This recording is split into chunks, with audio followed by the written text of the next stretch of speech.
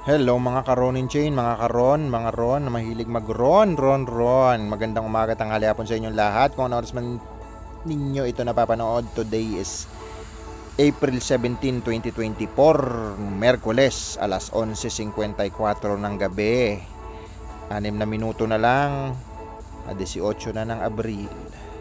So ayun na nga, dating gawin mga kamegus-megus, yung kalahati nilagay natin sa staking sa excess at yung kalahati ibibili natin yan ng RON. Syempre, RON pa rin tayo. Kasi sa Pixel nakabili na tayo ng marami, kaya sa RON naman tayo. Okay, ayan. AXS, RON, where are you? Libre daw. Libre 5. Max, ayan. Swap.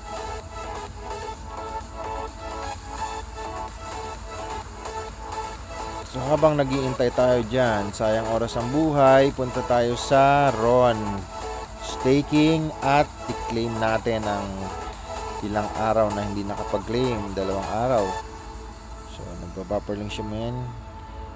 Yan, dahil meron siyang safety. Itong Cloudflare, okay yan. Sa mga gumagawa ng website, NFT game, kailangan meron kayong Cloudflare. Anti-hack yan. Ang nangyari, ayan.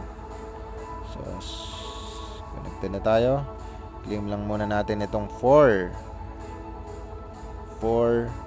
RON.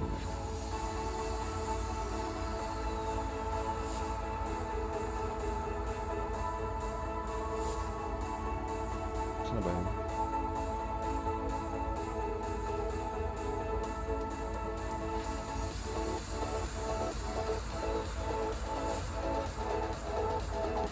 Habang naghihintay tayo dyan, guys, check na natin, tapos na siya.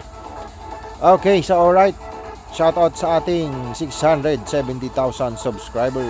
Syempre, joke lang, nangangarap lang tayo. Ayan, comment, tapos na naman natin nabasa. Wala namang comment sa RON ngayong araw, kahapon, anong isang araw. So ang gagawin natin, tapos na, stick na lang tayo. Wala tayong babasahin comment eh. Okay, wala tayong validator.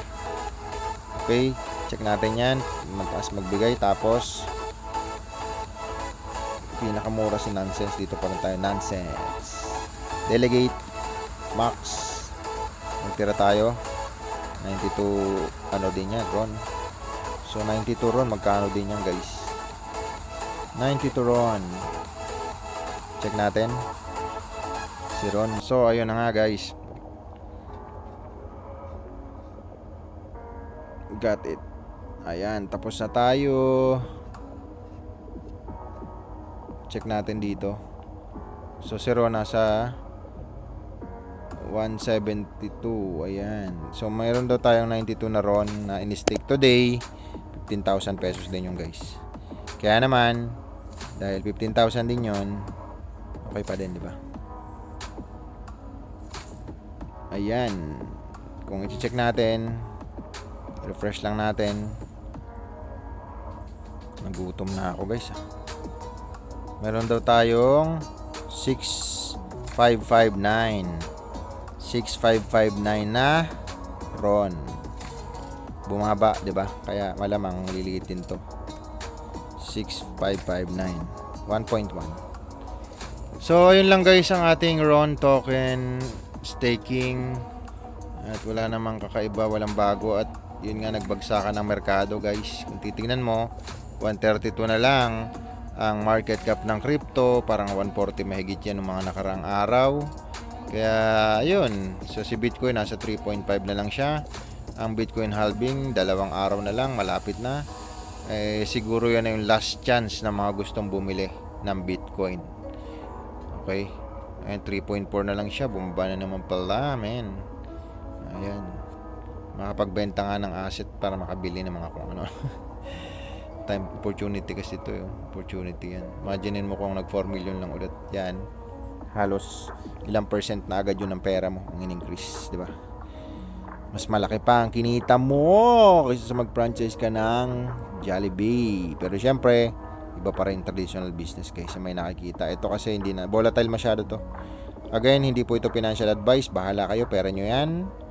Kayo po magkukumbinsi sa sarili nyo. For educational purpose lang po ito mga pinagsasabi ko dito at pang sarili ko lang ito. Huwag nyo po akong gagayahin. Kasi pag nalugi ako, damay ka. Manisi ka pa, yan, follow mo na ako. Yan, mahirap. Kaya, again, pera mo yan. Take your own risk. Okay? So, ayun lang. Shoutout sa 670 subscriber. See you tomorrow. Bye-bye.